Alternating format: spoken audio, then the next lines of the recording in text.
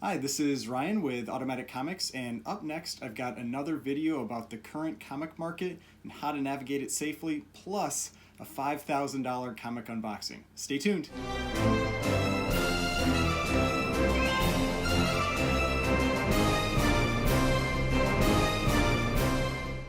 Alright, so before we get started, please remember to hit that like button and hit the subscribe button if you'd like to see more content like this. Got a lot of stuff I want to cover in this video, and I think it's important, so stay tuned to the end, hit the like button, hit the subscribe button, and I hope you enjoy it. I also include my Instagram in the descriptions and also in the intro and closing out video. I'm always happy to talk about this stuff on IG. It's an easy way to get a hold of me. Feel free to message me, that kind of thing. I have had other people that watch these videos message me, and it's always fun talking to people that are kind of in the comic community, or if you're new into comics and you have questions, feel free to reach out. The first thing I just wanted to touch on was that I've seen a lot of videos recently about the impending crash in the comic market and all this kind of stuff, and I have done a fair amount of stock and option trading, that kind of stuff, over the last 20 years, and there are always people calling for crashes. It's very easy to stoke fear and that kind of thing, and just really try to tune it out. Yeah, prices will probably drop or level off at some point, but they could still go up for a long time until then. There's no knowing when that's going to happen, and so just my advice, tune it out. Do whatever you were normally going to do anyway with your comics, and you'll be fine. So, first thing, let's talk about how crazy this current comic market is compared to really what seems like any point in history with comics. And I got back into comics pretty seriously about 2.5 to 3 years ago, and I've been pretty immersed in it since then. I think I am very comfortable speaking about grading and pricing and across gold, silver, bronze age, even a little into modern, that kind of stuff. And so I think I can speak to this. I buy and sell books quite a bit, and so I'm definitely in that kind of that market, and I understand what's going on. At least I feel I do. So I think I can speak to this. And the typical comic trends, in prices are, you might see like 2 to 7% increase per year, very similar to what you'd see in with the kind of the average trend in the stock market. And a lot of times prices would stay flat for years. If you look at pricing tools like Go Collect, and you look at over some pretty long periods of time prior to recently, prices are generally pretty flat on comics. So this change we're seeing recently is pretty substantial. And like I mentioned in that last video that I did on this, the thing that I have felt was causing it was new money coming into the market, specifically other collectors, things like card collectors, toy collectors, that kind of thing, getting into comics. And there's a recent video Steven with Comics with Bonics did with Alex the Comic Hoarder and DoubleA Comics, and Steven touched on this a little bit more. He expanded on this a bit more, and I thought he had some great points on it, where he said that one of the big reasons behind this, and this is from a lot of videos that we've been seeing recently from card collectors, so that's really confirmed this, that card collectors, there's YouTube videos out there about them getting into comics, is that the census with PSA or BGS has significantly more cards on it than what they see with comics. And so a card collector looks at the CGC census and sees, oh, there's only a few hundred or just tens or a few thousand or something like that of these books that are graded, and they've got some rookie card that has 10 or 20,000 in a PSA 10 alone. And so they look at this as saying there's a much smaller set of these graded comics available, and the demand has grown significantly for them, and that's something that can potentially be leveraged and used to increase the price of these books and all that kind of stuff. So so there's this that new money that's coming into it, and they see that there's just not a lot of books really out there, and so compared to what they're used to with cards, and so that can really be something that's starting to drive up these prices and drive up the demand for them. Now also there are other factors, the cryptocurrency boom. I think maybe people moving money out of cryptocurrency and into things like collectibles that they enjoy. Like I mentioned before, people staying at home so they have extra money, not traveling as much. The stimulus money that's been coming out, as well as the new collectors and investors that are getting into comics. So there's a lot of factors. It's definitely not just one thing. But that really does seem to be one of the big driving points with this. So what are we seeing right now in the comic market? We're sometimes seeing jumps as much as 25 to 50% in a single week for some of these books, some of these keys. And for people like myself who've been in this for, into comics more seriously for a few years, or people that have been in it for decades, these are some pretty staggering price increases. And so one example I wanted to show of this is Marvel Spotlight number 5. So I'm going to throw up some data up here from Go Collect, and this is for a CGC 8.0 of Marvel Spotlight number 5, which is the first appearance of Ghost Rider. And on February 22nd, you can see it had a sale of $2,280. Then on March 9th, about 2 weeks later, give or take, had a sale of $2,995. And then on March 10th, it had a sale of $4,138. And these are huge jumps for something where there's been no news. There's no news about Ghost Rider. There isn't anything where they're making a movie, they're making a show, anything like that. It's just, this is a key character and people are buying up that book. Now, if you look at that from the perspective of someone like me, someone who sells books, like, imagine what that person feels like that sold that book one day before for $2,995. $1,200 more in a single day. It is not a surprise that some people are holding out on selling books right now because the price increases are so extreme. Now, another example is X-Men number 94. Now, that's the book that I talked about in one of my prior videos where I was saying that this is the book you should be trying to pick up now because it is really undervalued compared to other X-Men firsts like X-Men number 1 and Giant Size X-Men number 1. So I've got that book up here, this one over here, that's X-Men 94. And the one that I was talking about was a CGC 7.5. That one's an 8.5, but that peak point in my prior video is a 7.5. And at the time, it was selling for about $700 to $800. And there had even been a $500 sale as recently as March 9th, so only about a week ago. And a 7.5 sold on March 15th for $1,375. So this shift is already happening in this book.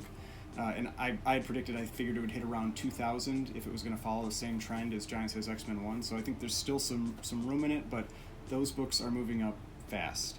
Now that 8.5 that's up there, I bought that about a month ago for $1,200. And if I was going to consider selling that, I would be asking $3,000 right now. I mean, that's a month and a jump of, 150%? So, I mean, these are very staggering numbers, and that's based on other sales. I'm not just picking those numbers out. That is based on sales that have been happening, and that is how fast this is moving. So you can see that this kind of thing is causing sellers, such as myself, and I'm not some big dealer or anything like that. I just, I like to buy and sell books, and so sellers such as myself to hold off on selling certain books, keys like this. And I think that's having a secondary effect on the price of comics because there's not as much quantity out there that's available, so people are paying more when those books come up for sale. Now, I'm not going to show these like I'm trying to show off or anything like that. I'm just trying to prove a point about how I'm treating this right now. So I brought a few books that I have multiple copies of that I normally wouldn't. So I've got this one here, which is, X-Men number 12. So this is the first appearance of Juggernaut, and I've got a 6.5, a 3.0, and then this was a graded 2.0 that I did in an unboxing before, but it's in the CGC case, but it's not it's in the CGC kind of like holder, but. And normally, what I would have done with this book is I would have, the 6.5 is the one that I would probably be kind of like keeping, and then I would put the other two up for sale. But I'm just holding on to all of them right now. And then, another one I have is Amazing Spider-Man number 129, and this is first appearance of Punisher. And again, similar. I normally would have just listed the 3.5 and the 6.0 when I got them. And I'm not. I'm holding on to them. And then the last one here is, and I'm going to talk about this book a little bit later, so that's part of why I brought this one up, is X-Men 101, which is the first appearance of Phoenix. And the same thing, it's a book that I really like. I keep wanting to upgrade it, and but I would normally list the two lower ones, the 9.2 and the 8.0, but I'm keeping them all right now because the prices are moving so fast on key books like this. And now that doesn't mean I'm not selling books. I'm still selling books, but I'm just being a lot more strategic about what books I'm listing, and I'm holding off on selling some keys like that. Now, to expand on this a little bit, I've got that unboxing that I was talking about. So I said this is a $5,000 unboxing, so I'm gonna get in this one, and then we'll talk about this book.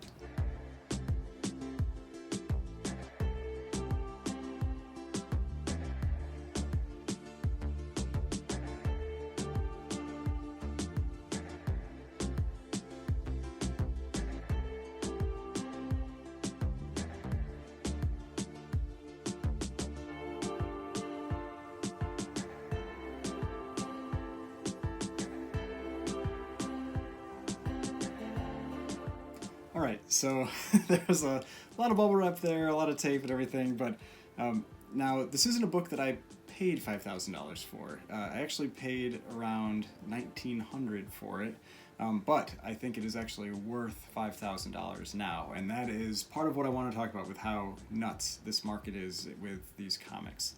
Now, what this is this is New Mutants 98, and I never would have thought I'd be saying this comic was worth this much.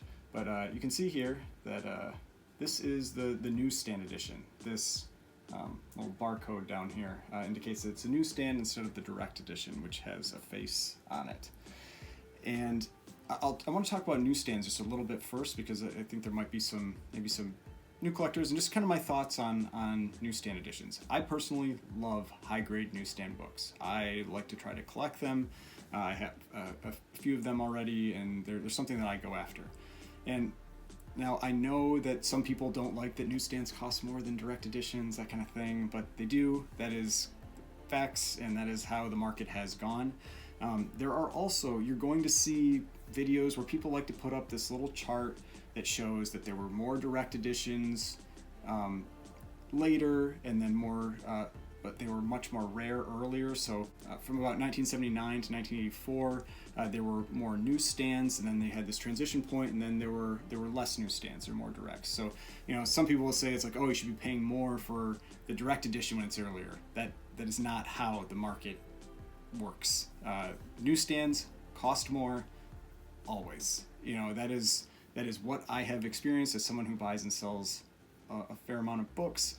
So if you are looking for a book and you have the option between a direct and a newsstand, and everything else is the same, get the newsstand. Even if it's in that earlier time period, they will sell for more.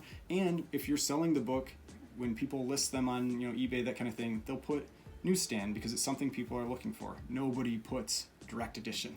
So just something that I just from my experience as someone who buys and sells books, the newsstands sell for more, and especially when you're talking about high-grade newsstands, because across all time frames, even if it's from that early time period, there are way less high-grade newsstands than directs. And I talked about this in a prior video where I did an unboxing of an Amazing Spider-Man annual number 16, which is the first appearance of Monica Rambeau, and it was a 9/8 newsstand. And I commented that I went back and I looked at the sales history for newsstands versus directs. And at that time, I think there had been about 35 sales or 25 sales, something like that I looked at. And there was one newsstand and all the rest direct in 9.8. And that was in 1981 when there were way more newsstands than direct. So it shows how hard it is to get that newsstand 9.8, because it wasn't going to a comic shop. It wasn't getting bagged and boarded right away. It was sitting in a spinner rack and getting damaged. So just my opinion, everybody has their own, but if you have the option, go for the newsstand. So the thing I wanted to talk about with this book, though, is that, like I said, I paid around $1,900 for this book on March 4th. Now, that was 2 weeks ago, and granted, that was an incredible deal for this book at that time.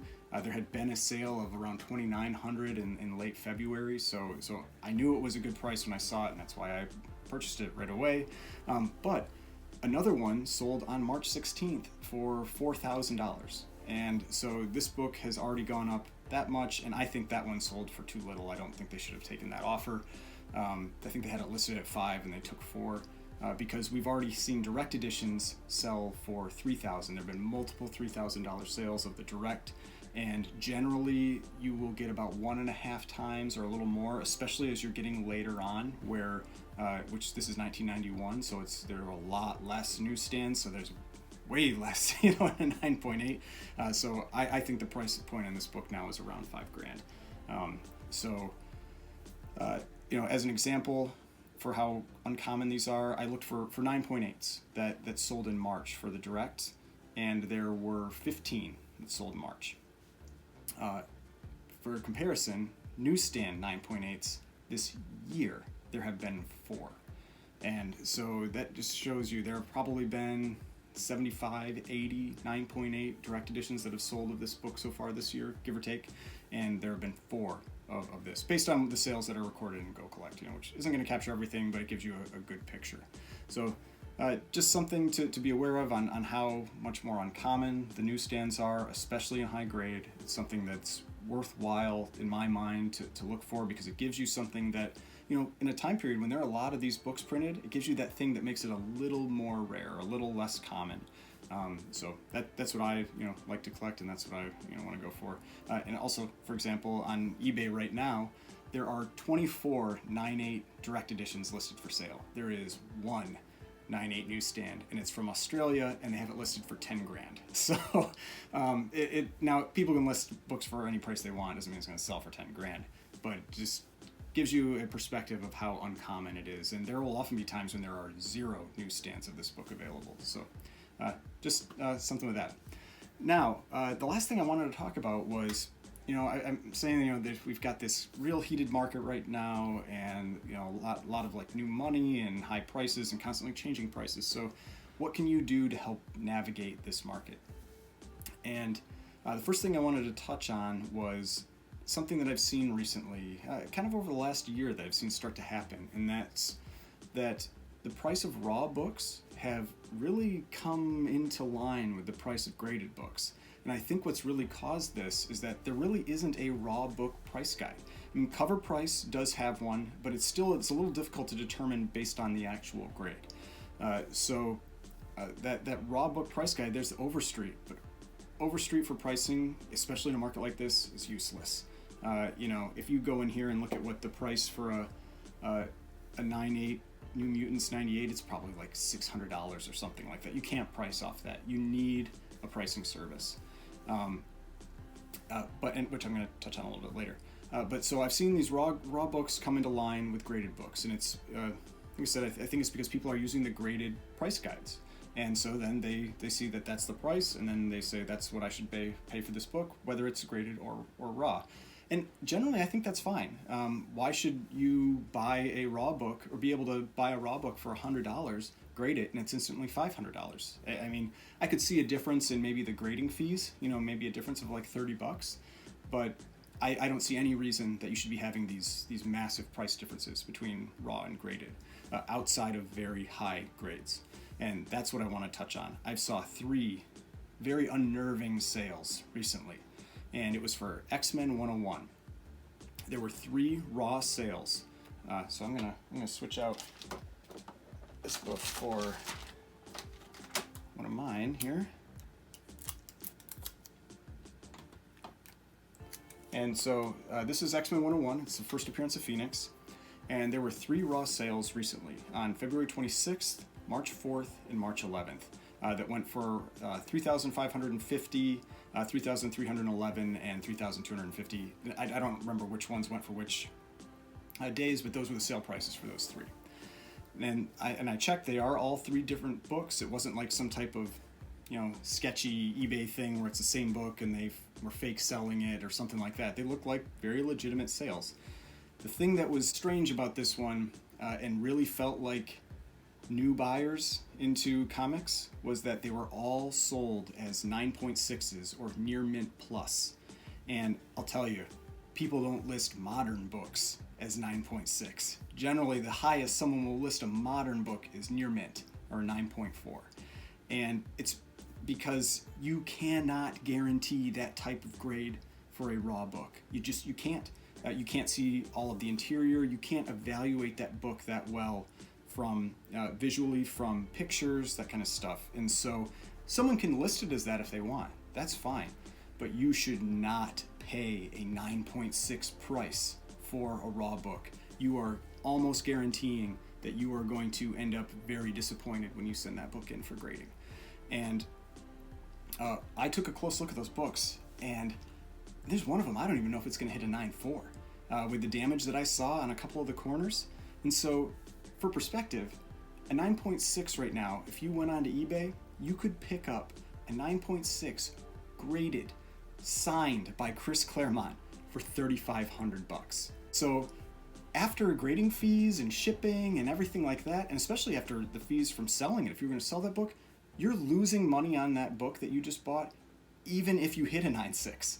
And if you got something lower, like a 9.4, 9.4 just sold on March 19th for $1,400. I mean, there's some listed higher, I think around like $1,900 right now, but I mean, you're at a loss of $2,000 if that book comes back at 9.4.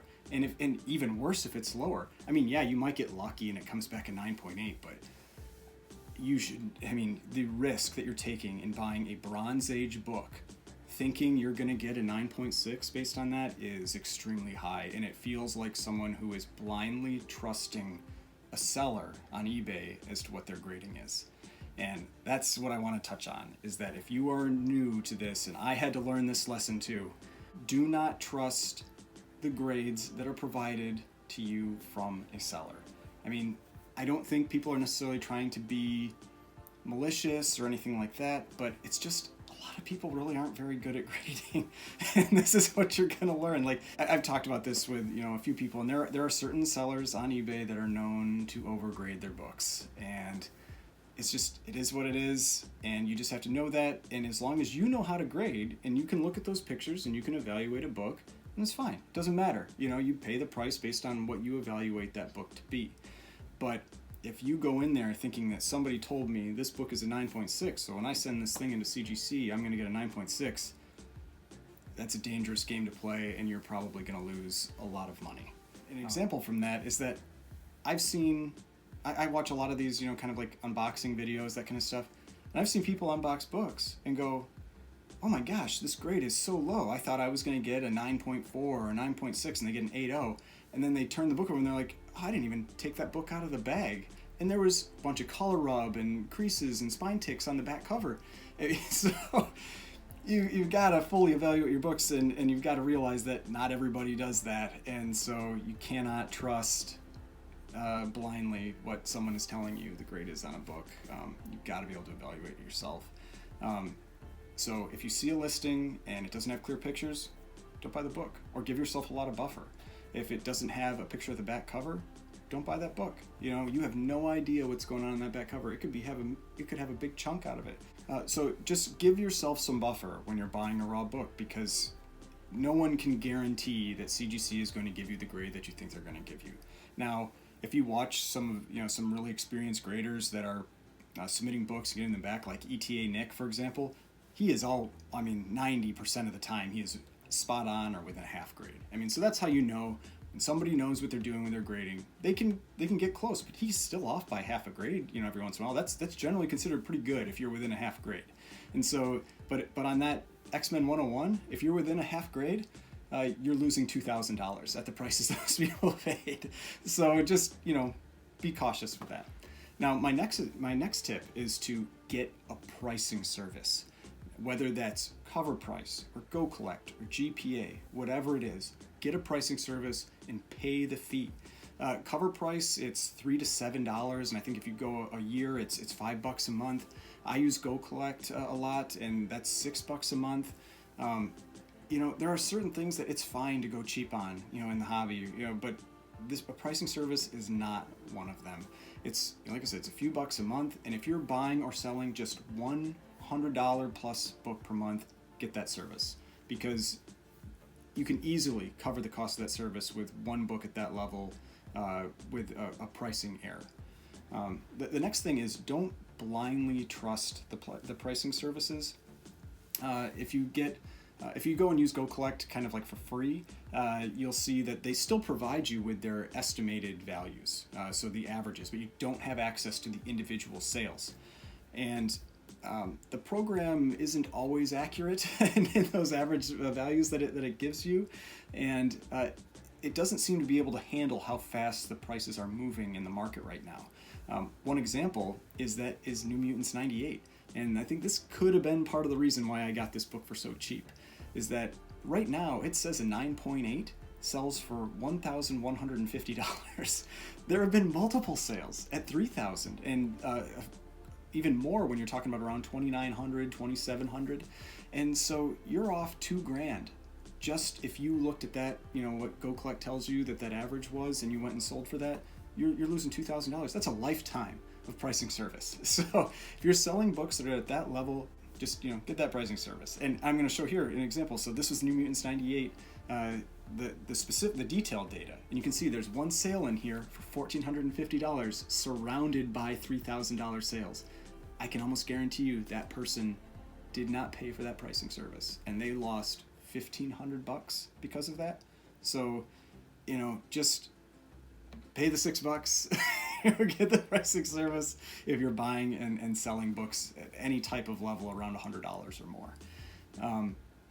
Now, you can do what you want. I mean, me as a person who likes to buy books, I only benefit from someone pricing a book like that. I can get a book for cheaper than what the market rate really is. And so it doesn't do me any benefit to say this, but I'm just, this is from my experience, just trying to give some advice on how to make sure you at least understand what you're buying and what you're selling. Now, the next thing is know what you have. The market is really hot right now.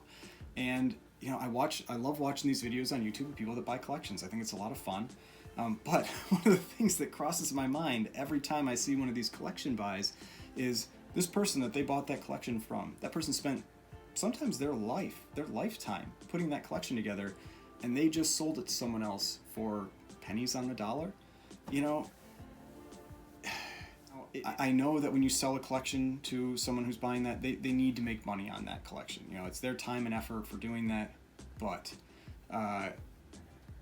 it's still, you're making that choice of potentially giving up multiple times what you sold that collection for. And if that's what you want to do, fine, but it is easy to just set up an account on eBay, find the key books that you have, throw them up there on auction. You don't have to wait for the the time that it takes to sell a fixed price listing. Throw them up on auction and let that auction run and let the market take care of it itself, and you'll get many times what someone will pay you that's buying a collection. So just a word of caution, if you've been collecting a long time, market is hot right now. Know what you have and try to get the best value you can out of that.